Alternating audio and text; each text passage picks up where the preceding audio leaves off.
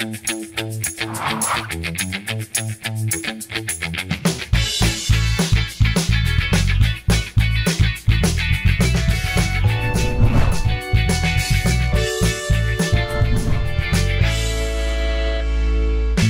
শুভেচ্ছা, আসসালামু আলাইকুম। স্বাগত জানাচ্ছি চ্যানেল আইয়ের পর্দায় সালাম স্টিল স্ট্রেট কাটের আয়োজনে। সাথে আছে দীপ্তি চৌধুরী এবং আজকে আমার সঙ্গে প্রশ্ন উত্তরে মুখোমুখি হয়েছেন মিডিয়া ব্যক্তিত্ব, রাজনৈতিক বিশ্লেষক জনাব আব্দুল নূর তোষার। আসসালামু আলাইকুম, স্বাগতম আপনাকে। ওয়ালাইকুম আসসালাম। কেমন আছেন?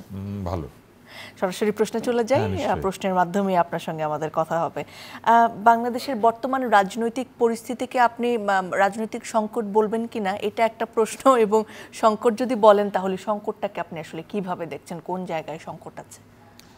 রাজনীতিতে সবসময় ক্রাইসিস থাকে। রাজনীতিবিদদের কাজই হচ্ছে ক্রাইসিস ফেস করা এবং প্রবলেম সলভ করা। রাজনীতির কাজই হচ্ছে বৃহৎ আকারে যে সমস্যাগুলি আমাদের সমাজে, রাজনীতিতে, সংস্কৃতিতে থাকে এই বিষয়গুলিকে হ্যান্ডেল করা। রাজনীতিবিদরা তো 100-200 লোক নিয়ে কাজ করেন না, তারা 1 লক্ষ, 2 লক্ষ, 1 কোটি, 2 কোটি মানুষকে নিয়ে কাজ করেন এবং তারা সবাই ভবিষ্যৎ তৈরি করার জন্য কাজ করেন। রাজনীতিবিদরা যখন নির্বাচনে যান তারা প্রতিশ্রুতি দেন। সেই প্রতিশ্রুতি আমাদের দেশে নানা রকম হয়। আপনি দেখবেন যে তারা বলেন ব্রিজ বানাবো, কালভার্ট বানাবো, রাস্তা বানাবো। এটা আসলে কি? এটা ভবিষ্যৎ। তিনি বলেন যে আমি নারী শিক্ষা, শিশু শিক্ষা, আপনাদের অধিকার এগুলো আমি এনে দিব। এর মানে হচ্ছে যেখানে যেখানে অধিকার নাই সেগুলো তিনি এনে দেবেন। তার মানে উনি কনস্ট্যান্টলি মানুষকে প্রবলেম সলভ করার প্রতিশ্রুতি দেন।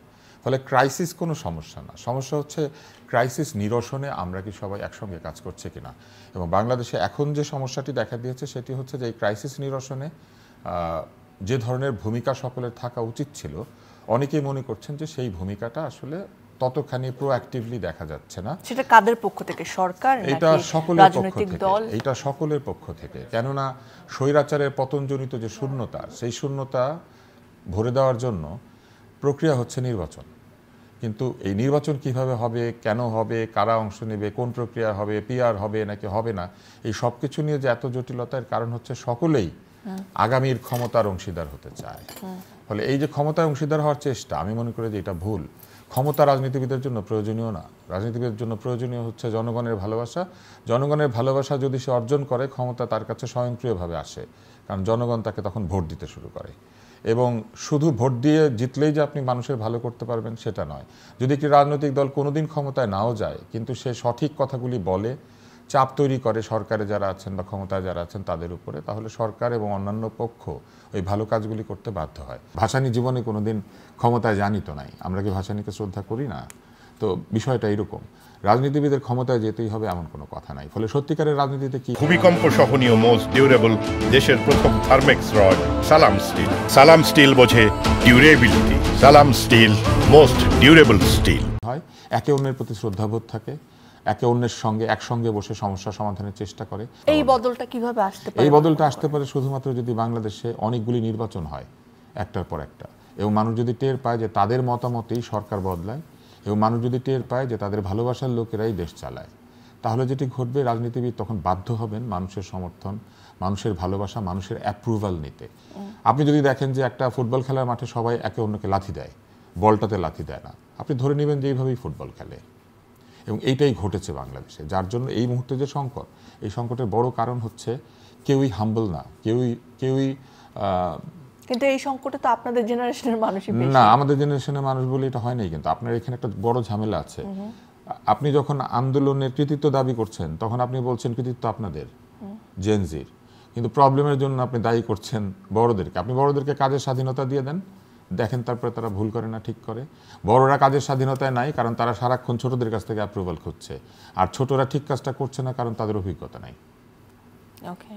এবং আপনি দেখেন এই যে এত গালিগালাজ, এত কুৎসিত ভাষায় স্লোগান, অনেক বয়োজ্যেষ্ঠ লোকজনকে যে জঘন্য শব্দ ব্যবহার করে অপমান করা, এই বিষয়গুলো আমাদের সংস্কৃতিতে ছিল। এই সংস্কৃতিকে বড়রা বদলে দিয়েছে। এটা কোত্থেকে হলো, কোথা থেকে এটা আসলো? এই জিনিসগুলিকে চিন্তা করতে হবে। এটা ভাবার কোনো কারণ নাই যে ছোটরা শাসনের ঊর্ধ্বে। ছোটদেরকে শাসন করতে হবে, এটাই বড়দের কাজ। এবং ছোটদেরকে সেই শাসনটা কিভাবে হবে, এই শাসনটা ভালোবেসে হবে, বুঝিয়ে হবে, তাদেরকে তাদের ভুল ধরিয়ে দিতে হবে। সেই ভুলকে ধরানো হচ্ছে কোথাও? কেউ বলছে যে এটা ঠিক না বাবা, আর এটা ঠিক। কেউ বলছে এই কাজটা করো না, এই কাজটা করো, সেটা তাদের ব্যাপার। কেন বলছে না? ভয় পায় হয়তো। আপনি বলছেন, আপনি আমাকে এখানে ডেকেছেন কেন? বলার জন্য। না, আমি বলি হয়তো ডেকেছেন, নাহলে তো আমাকে ডাকতেন না। আর নির্বাচনে যদি যায় সেখানেও তো ইয়াং জেনারেশনের একটা পার্টিসিপেশন থাকবে, এখন তারা যেহেতু একটা দল করেছে এনসিপি। হ্যাঁ থাকবে, তারা মানুষের অ্যাপ্রুভালের জন্যই তো যাবে, ভোট চাইবে। তাদের রাজনীতিকে কিভাবে দেখছেন? তাদের রাজনীতির একটা দুর্বলতা হচ্ছে তারা সবাই একই বয়সের, এবং একই বয়সের মানুষের একই ধরনের অভিজ্ঞতা, কেউ কাউকে আসলে সাপ্লিমেন্ট করতে পারে না। কারণ আপনি যা দেখেছেন সেও তাই দেখেছে, তার যা অভিজ্ঞতা আপনারও তাই অভিজ্ঞতা, তার যতটুকু শক্তি আপনারও ততটুকু শক্তি। আপনি একেবারে বায়োলজিক্যালি চিন্তা করেন, এরা কাছাকাছি সময় বিয়ে করবে, এদের প্রায় কাছাকাছি সময় সবার বাচ্চা কাচ্চা হবে, এরা প্রায় কাছাকাছি সময়ে দাদা নানা হবে। একটা রাজনৈতিক দলের জন্য এটা বিরাট দুর্বলতা। রাজনৈতিক দলকে বিভিন্ন বয়সের মানুষকে রাখতে হয়, যাতে করে একটা পক্ষ ব্যস্ত হলে আরেকটা পক্ষ সেই কাজটা করতে পারে, একটা পক্ষ উপদেশ দিলে আরেকটা পক্ষ সেটা এক্সিকিউট করে, একটা পক্ষ তার শারীরিক শক্তি ব্যবহার করে, একটা পক্ষ তার মানসিক শক্তি ব্যবহার করে, একটা পক্ষ তারুণ্যকে ব্যবহার করে দেশের যে সব কিছু সেটাকে বদলায়। যেমন আপনি যদি একটা 80 বছরের লোককে বলেন চলেন 2000 গাছ লাগাই, সে পারবে, কিন্তু এই 80 বছরের লোকটা বলতে পারবে কি গাছ লাগালে ভালো হয়, কোন গাছটা কি করে, গাছ বড় হলে কেমন হয়। আপনি তো গাছ বড় হইতেই দেখেন নাই। একটা গাছ আছে সেকোয়া সেম্পারভাইরেন্স, এই গাছটা হচ্ছে আমেরিকাতে হয়, অ্যামাজনের জঙ্গলে হয়, এটা পৃথিবীর সবচেয়ে লম্বা গাছগুলির তালিকা একটা। আমি সেটা দেখি নাই, আপনি দেখেছেন? দেখেন নাই। ওই গাছ, ওই এক একটা গাছের 700, 800, 850 বছর বয়স। ফলে এই গাছটা যে 850 বছর পর্যন্ত যে দেখে নাই, সে জানতোই না যে এই গাছ 850 বছর বাঁচে। বড়দের কাজ হচ্ছে এইটা, সে বলতে পারে যে এই গাছটা এত বড় হবে বাবা, এইখানে লাগাও, এই মাটিতে এই গাছ হয় না, এইটা হচ্ছে বড়দের দায়িত্ব। ফলে এই কাজটা করতে পারতো তারা দিত উপদেশ, আরেকটা দল ওই গাছ লাগিয়ে দিত। 850 বছর পরে মানুষ দেখতো যে এই গাছ কত বড় হয়েছে। আজকে যে আমরা গ্রিসের সভ্যতার কথা বলি, আজকে যে আমরা ব্রিটেনের গণতন্ত্রের কথা বলি, এটা কি আসলে? এটা 1000 বছর 1500 বছর আগে লাগানো গাছ, বড় হয়েছে। এই জন্য এখন আমরা দেখি আর আমরা বলি কত দিনের গণতন্ত্র, কিন্তু এই যে এত দিনের গণতন্ত্র যে এইভাবে টিকিয়ে রাখতে হয়, এটা কে বলবে? এটা বলবে বড়রা, তাদের অভিজ্ঞতা শেয়ার করবে, আর কাজ করবে ছোটরা। ওকে, সো আপনার মনে হচ্ছে যে এই জেনারেশন নিয়ে অনেক অবজারভেশন আছে, এবং এই থাকারই কথা। কারণ আমি বহু বছর ধরে আমার পরের সব জেনারেশন নিয়ে কাজ করি। আমি এমন কোনো স্কুল নাই, কলেজ নাই যেখানে আমি গিয়ে বিতর্কের কথা বলি নাই, সহনশীলতার কথা বলি নাই, ভালোবাসার কথা বলি নাই, অন্যের মতামতকে শ্রদ্ধা করার কথা বলি নাই। আমি সব জায়গায় গিয়ে বলেছি হাত থাকতে মুখে কি, ব্যাপারটা ঠিক না, মুখ থাকতে হাতে কি। আমরা কথা বলবো। এই যে আপনি আমাকে প্রশ্ন করছেন, আমি কি উত্তর দিতে ভয় পাচ্ছি, নাকি আপনি আমাকে প্রশ্ন করতে ভয় পাচ্ছেন? আমরা কেউ কাউকে ভয় পাচ্ছি না। আপনার সাথে আমার বয়সের ডিফারেন্স কমপক্ষে 30 বছরের, কিন্তু আমি কি আপনার প্রশ্নকে ভয় পাচ্ছি, কিংবা আপনি আমাকে প্রশ্ন করতে ভয় পাচ্ছেন না? কারণ কি? আপনি জানেন যে আমি আপনার দিকে তেড়ে আসবো না, আমিও জানি আপনি আমার দিকে তেড়ে আসবেন না। এইটা হচ্ছে ওই রাজনীতি, ওই গণতন্ত্র, ওই সংস্কৃতি, যে সংস্কৃতির মধ্যে একজন আরেকজনের সঙ্গে কথা বলে, তারা তাদের প্রবলেম কথা দিয়ে সলভ করার চেষ্টা করে। কোনোদিনই তাদের ব্যক্তিগত সম্পর্ক, বন্ধুত্ব তাদের মতামতের পার্থক্যের কারণে নষ্ট হয় না। আলেকজান্ডার মনে করে যে পৃথিবী দখল করলে পৃথিবী বদলাবে, সক্রেটিস মনে করে মানুষের চরিত্র বদলালে পৃথিবী বদলাবে। সক্রেটিস আর আলেকজান্ডারকে একজন আরেকজনের শত্রু, সক্রেটিসের ডিসাইপল, আলেকজান্ডারের টিচার। জুলাই অভ্যুত্থানের পর আমরা মানে সবচেয়ে বেশি চেয়েছি পরিবর্তন, সবচেয়ে বেশি চেয়েছি সংস্কার, আমরা চেয়েছি যে আমূল পরিবর্তন হয়ে এক নতুন বাংলাদেশ, এই টার্মটাও আমরা ব্যবহার করেছি। কি কি পরিবর্তন দেখেছেন? পরিবর্তনের ইতিবাচক নেতিবাচক দুইটা জায়গায় আছে। একটা হচ্ছে যে মানুষ অনেক কথা বলতে শুরু করেছিল, যদিও এখন কথা বলতে ভয় পাচ্ছে নানান কারণে, কিন্তু ওই পরিবর্তনটা ভালো ছিল। মানুষ যত কথা বলবে, মানুষের ক্ষোভ বলেন বা মতামত বলেন, সেটা প্রকাশিত হবে, কারণ আমরা নতুন নতুন মতামত পাবো, বিচার বিবেচনা করতে পারবো, পক্ষে বিপক্ষে কথা হবে, এবং সেই কথার মধ্যে দিয়ে আমরা ভুল ঠিক সেটা যাচাই বাছাই করতে পারবো। আমি আপনাদেরকে একটা উদাহরণ দেই, সেটা হচ্ছে যে রেল লাইনের ফিশ প্লেট খুলে গিয়েছে, একটা বিরাট রেলগাড়ি আসছে, রেলগাড়ি ভরা অনেক মানুষ। রেলগাড়ির মানুষগুলো কি ভাবছে? তারা দ্রুত সামনের দিকে এগোচ্ছে, তারা ঠিক সময়ে গন্তব্যে পৌঁছাবে, এটা দারুণ আধুনিক রেলগাড়ি, এবং এইটাতে যে চড়ে বসে আছে এটাকে তো ঠিক সময় জায়গায় পৌঁছাতেই হবে। কিন্তু একটা ছোট বাচ্চা লাল শার্ট উড়াচ্ছে, থামিয়ে দাও রেলগাড়িটাকে। এখন এই বাচ্চাটাকে রেলগাড়ির শত্রু? বাচ্চাটা তো রেলগাড়িটাকে থামতে বলছে এটা ঠিক হচ্ছে না, আপনি এখান থেকে যাবেন না। বাচ্চাটা রেলগাড়ির সমস্ত লোকের বন্ধু, ওই বাচ্চাটা হচ্ছে উন্নয়নের সবচেয়ে বড় বন্ধু, কারণ এই রেলগাড়িটা যদি মাঝপথে উল্টে পড়ে যায়, রেলগাড়ি জীবনও গন্তব্যে পৌঁছাবে না। ফলে যে সমালোচনা করে, যে ভুল ধরানোর চেষ্টা করে, সেটা যেভাবেই হোক, যে ভুল ধরাতে চাচ্ছে সে যদি ভুল করেও ভুল ধরায়, তারপরেও তার ইন্টেনশন হচ্ছে সেই রেলগাড়িটাকে বাঁচাতে চায়, তার কথা শুনতে হবে। যদি এমনও হয় যে বাচ্চাটা ভুল করে লাল শার্ট উড়িয়েছিল, তারপরেই 5 মিনিট থামলে অনেক জীবন বাঁচানোর সম্ভাবনা থাকে। এইটা হচ্ছে আমি মনে করি যে আমাদের রাজনীতির এখন সবচেয়ে বড় সংকট। কেউ থামতে চায় না, কেউ কারো কথা শুনতে চায় না। অনেকেই বলে যে আগের কাঠামোতেই সব কিছু চলছে, শুধু হয়তো দলীয় প্রভাবের জায়গায় অন্য দলের প্রভাব এসেছে, মানুষ বদলেছে, কিন্তু সিস্টেমটা আসলে একই আছে, আপনার তাই মনে হয়? সিস্টেম বদলানো এত সহজ না, কেননা এই সিস্টেম বহু দিনের ঔপনিবেশিক এবং তার আগে রাজকীয় যে শাসন ছিল তার উপরে নির্ভরশীল। আমাদের এখানে যে ব্যুরোক্রেসি, এই ব্যুরোক্রেসি ব্রিটিশদের তৈরি করা। এই ব্যুরোক্রেসি তৈরি হয়েছিল মূলত ব্রিটিশ শাসকের স্বার্থ রক্ষা করার জন্য। ফলে এই ব্যুরোক্রেসির যে ফাংশনিং প্রসেস, এই প্রসেসের মধ্যে অনেক ভুল ত্রুটি আছে। সেই ভুল ত্রুটি দূর করার কোনো চেষ্টা কিন্তু আসলে হয় নাই। আমাদের এখানে যে ভূমিকম্প সহনীয় মোস্ট ডিউরেবল দেশের প্রথম Thermex rod Salam steel. Salam steel বোঝে durability. Salam steel most durable steel. Police system, এই পুলিশিং সিস্টেমও তৈরি হয়েছিল কার স্বার্থ রক্ষা করতে? রানীর স্বার্থ রক্ষা করতে, ব্রিটেনের রানী। এবং সেই পুলিশিং সিস্টেমের মধ্যে যে পেনাল কোড আছে, অন্যান্য বিষয়গুলি আছে, আমি বলছি না এগুলি খারাপ, অনুপযোগী, কিন্তু সেখানে বহু জায়গা আছে যেগুলো আমরা বদলাতে পারতাম, কিন্তু আমরা বদলাই নাই। আমরা প্রতিনিয়ত আমাদের আইনকে কঠোর করেছি, আমাদের জনগণকে আমরা ভয় দেখিয়ে শাসন করার চেষ্টা করছি। আমাদের জনগণের জন্য এমন আইন তৈরি করছি যে আইন তাকে তার যে সাধারণ অধিকার, সেই অধিকারগুলি ঠিক মতো দেয় না। এবং আপনি দেখবেন যে এগুলি নিয়ে আরও নতুন সংকট তৈরি হয়েছে। বড় কারণ হচ্ছে এই সিস্টেম আরও কঠোরতর আইনের মধ্যে দিয়ে তার নিজের ভুল ত্রুটি ঢেকে রাখার চেষ্টা করেছে, আরও কঠোর হওয়ার মধ্যে দিয়ে সে নিজেকে বাঁচানোর চেষ্টা করেছে। এই সিস্টেম বদলাবে কিভাবে? এই সিস্টেম বদলাতে গেলে গণতান্ত্রিক শাসক লাগবে, যে শাসক মানুষের চাহিদার কথা শোনে। শুধু বাজারি ডিমান্ড অ্যান্ড সাপ্লাই কার্ভ দিয়ে চলে না, পলিটিক্সও ডিমান্ড অ্যান্ড সাপ্লাই কার্ভের রাজনীতি। এখানে মানুষের ডিমান্ড, বাংলাদেশে কি এই কালচার ছিল? বাংলাদেশে ছিল না এটা বলা যাবে না। বাংলাদেশে যখন রাজনীতি শুরু হয়েছিল তখন সেই রাজনীতিতে কিন্তু এই ধরনের একটা সংস্কৃতি ছিল। আপনি দেখবেন যে শেরেবাংলায় কে ফজলুল হক শেখ মুজিবুর রহমানকে অত্যন্ত স্নেহ করে সম্বোধন করছেন, ভাসানী তাকে অত্যন্ত স্নেহ করে সম্বোধন করছেন। এই স্নেহের রাজনীতি তো বাংলাদেশে ছিল, একদম যে ছিল না সেটা না। এই রাজনীতি আরও বিকশিত হতে পারত।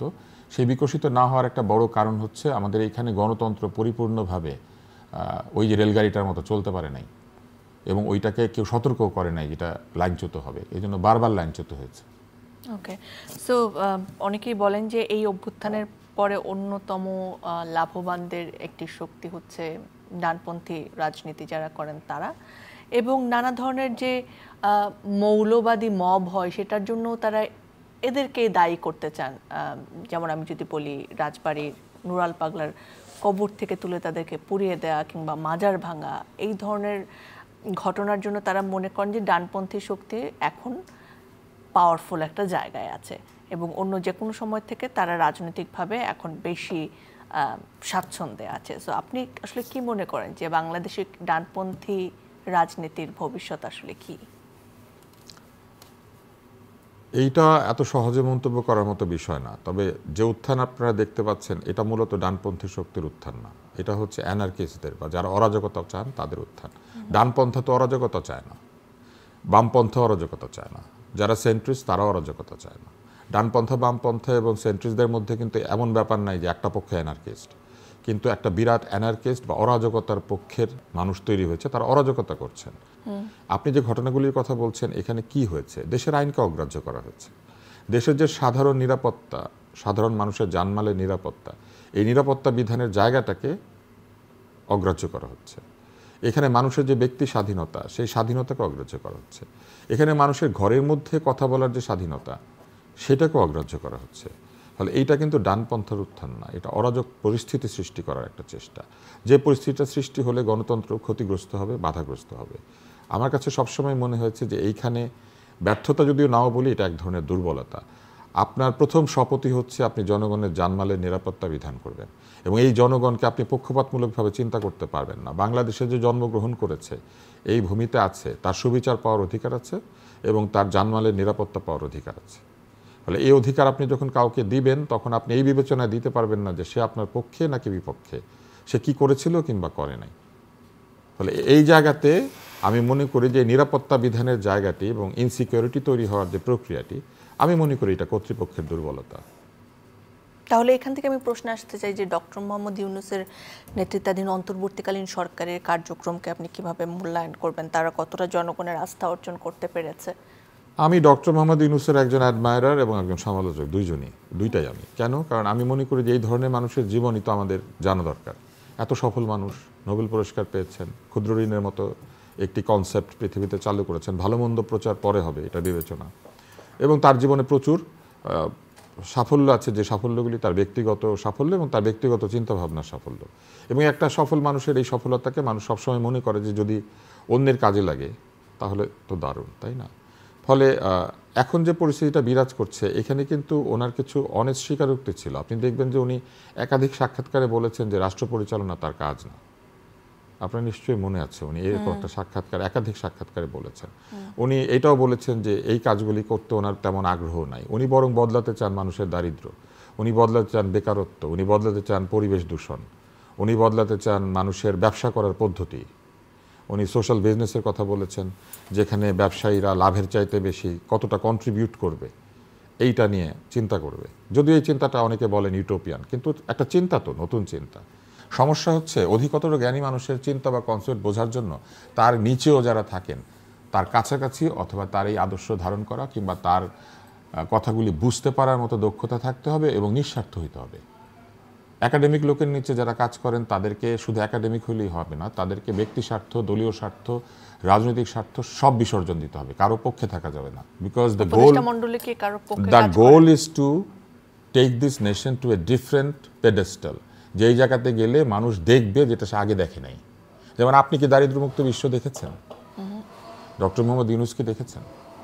তাহলে উনি বলেন কেন দারিদ্র্যমুক্ত বিশ্ব? বিকজ উনি বিশ্বাস করে যে পৃথিবীকে দারিদ্র শূন্য করা সম্ভব, তাই না? এই দারিদ্র শূন্য করা সম্ভব, এটা তার নিচে যারা কাজ করবে তাদেরকেও বিশ্বাস করতে হবে। কিন্তু সে যদি মনে করে যে পৃথিবীর দারিদ্র শূন্য হোক বা না হোক, নিজের দারিদ্র আগে মুক্ত করি, কিছু পয়সা করি খাই, তাহলে তো আর হইল না।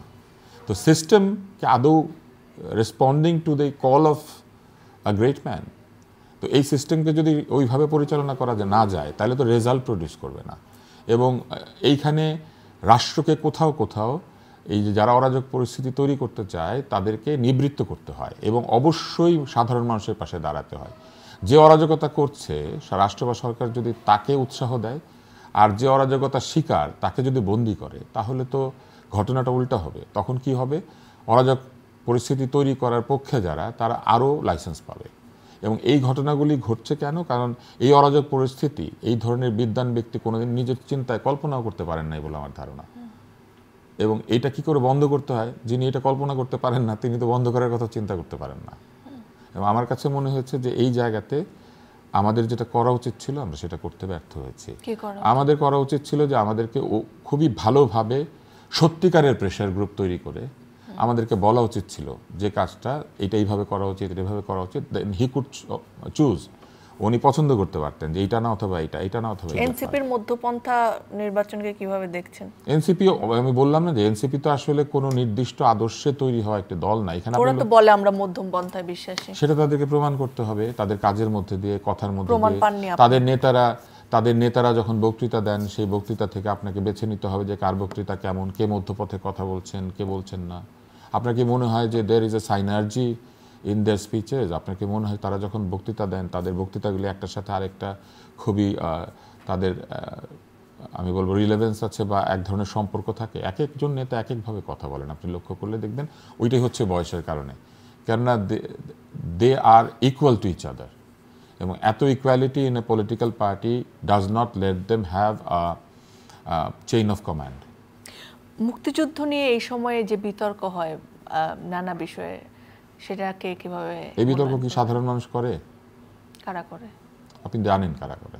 এই প্রশ্ন আমাকে করার কোনো প্রয়োজন না। আপনি যদি এটা না জানেন আপনার উপস্থাপনা ছেড়ে দেওয়া উচিত। কারা মুক্তিযুদ্ধ নিয়ে বিতর্ক করছে এটা একদম দেখা যাচ্ছে তো। কারা মুক্তিযুদ্ধের কে মরেছে, কতজন মরেছে, এইগুলো নিয়ে এখনো প্রশ্ন তুলছে। কারা মুক্তিযুদ্ধকে প্রতিনিয়ত সরাসরি আক্রমণ করছে এটা তো দেখা যাচ্ছে। তরুণরা করে না, এই কাজটা তরুণরা করে নাই। Do you really think? আমি তো অনেক তরুণদের শুনেছি। না, তরুণরা প্রভাবিত হয়, তরুণদেরকে কেউ প্রভাবিত করে। সে কেউটা কারা আপনি জানেন? আমার জানা আপনার জানা তো আলাদা। আপনি জানবেন এবং তাদেরকে এখানে ইন্টারভিউ নেবেন, এটা আমি আশা করি। আপনি যদি আমাকে বলেন আপনার দৃষ্টিতে কারা, তাহলে এটা সারা বাংলাদেশ জানে, দেখতে পায়, তাদের ভাষা দেখে, তাদের আহ্বানগুলি দেখে, তাদের কথাবার্তা দেখে। এটা বাংলাদেশ জানে, তাদেরকে চিনে। ক্ষমতা টিকে থাকতে চায়। জনতার মধ্যে তো অনেক বিভাজনও থাকে। সেই জনতার কেউ তো শেখ হাসিনাকে আবার প্রধানমন্ত্রী দেখতে চেয়েছে। আপনি তাকেও নিয়ে এসে এখানে সাক্ষাৎ করে নেন। আমি তো চাই নাই, আমি তো বলি নাই, আমরা তো বলি নাই, অনেকেই বলি নাই। কেউ যদি সেরকম থাকে তাকে এখানে ডেকে সাক্ষাৎকার নেন, আপনি তাকে এখানে ডেকে সাক্ষাৎকার নিতে পারবেন? পারবেন না। এখানে কেউ ঢুকবে, আপনাকে সাক্ষাৎকার নিতে দিবে না। তাহলে কি বলছেন গণমাধ্যম স্বাধীন না? না, আমি বলছি না, আপনি জানেন তো, আপনি গণমাধ্যমে এখন নিয়মিত কাজ করেন। সব আমাকে জানিয়ে দিলে আপনারা না না, আপনাকে বুঝতে হবে যে আপনি এমন একজন লোকের সাক্ষাৎকার নিচ্ছেন যে এই কাজগুলি করে এত দূর এসেছে। আপনি যে সিটটায় বসেন না, সেই সিটটায় আমি বহু বছর বসেছিলাম, বহু মানুষের ইন্টারভিউ করেছি। If you ask a person a question, the answer of which is known to you, আপনি যে প্রশ্নের উত্তর জানেন সেই প্রশ্নের উত্তর আপনাকে দিতে হবে। Then you are actually making a statement. আপনাকে আপনার স্টেটমেন্ট দিতে হবে। আমার তো মনে হয় না যে উপস্থাপককে সবসময় স্টেটমেন্ট দিতে হয়। আপনি সেটা বলতে পারেন না, এই জন্য যে আপনার চেহারা গ্রাফিটির মধ্যে ছিল। আপনি স্টেটমেন্ট করছেন দেখে তো আপনার চেহারা গ্রাফিটি গেছিল। সবারটা গেছিল? সবার চেহারা কি ওয়ালে ওয়ালে এঁকেছিল? আমার চেহারা এঁকেছিল? You made a statement. ভূমিকম্প সহনীয় মোস্ট ডিউরেবল দেশের প্রথম Thermex rod Salam steel. Salam steel বোঝে durability. Salam steel most durable steel. So after making a statement আপনি এখন বলবেন যে আপনি স্টেটমেন্ট করেন না? জানি না। এই যে আমি আপনাকে আপনি করে বলছি, আমি কি নর্মালি আপনাকে আপনি করে বলি? সো এইটা হচ্ছে প্রসেস। আপনি যখন অনুষ্ঠানে থাকবেন, উপস্থাপক আপনার কাছে আপনি, এমনিতে কিন্তু আপনি আমার কাছে তুমি। So this is the rule, that rule has to be observed. এইটা হচ্ছে প্রোটোকল, এইটা হচ্ছে রাষ্ট্রকে এরকম নিয়ম মেনে চলতে হয়। আমাকে একজন অত্যন্ত বড় উপস্থাপক আমাকে এটা বলেছিলেন যে স্ক্রিনে সবাই আপনি, কেউ তুমি না, কেউ ভাই না। সেই নিয়ম মানে গণমাধ্যম এখন মানে না, এখান থেকে সরে এসেছে। ভাষার নিয়ম মানে, উচ্চারণের নিয়ম মানে না। তো আপনি যদি অ্যানার্কির কথা বলেন, অ্যানার্কি কি শুধু পথে পথে আছে? অ্যানার্কি তো এই গণমাধ্যমের মধ্যে আছে। ভাষা বিনষ্ট করা হয়েছে, সংস্কৃতি বিনষ্ট করা হয়েছে। এবং আমি একটা উপস্থাপনায় দেখেছি দর্শকের ভেতর থেকে অনেক শব্দ পেছন থেকে আসতেছে। এটা বাংলা? সেটার জন্য নিশ্চয়ই রাষ্ট্র দায়ী না, সেটার জন্য আমরা সকলেই দায়ী। সেটার জন্য গণমাধ্যম দায়ী। গণমাধ্যম প্রমোটিং দেম, True. যে বাংলা উচ্চারণ জানে না তাকে এনে উপস্থাপনা করতে দিচ্ছে। বাংলা শিখতে হবে না আপনাকে। আপনাকে যদি কিছু লোক তালিয়ে দেয়, আপনি যদি ভাইরাল হয়ে যান, আপনাকে বিক্রি করলে পয়সা আসে, ডলার আসে, তাহলে আপনি উপস্থাপক, আপনি গণমাধ্যমের কাছে বিক্রয়যোগ্য পণ্য। A presenter, an artist, a political person, or anybody making a contribution to the world and the community is not a sellable product. সে বিক্রি হয় কিনা এটা দেখার জিনিস না, সে ঠিক কথা বলে কিনা এটা দেখার জিনিস।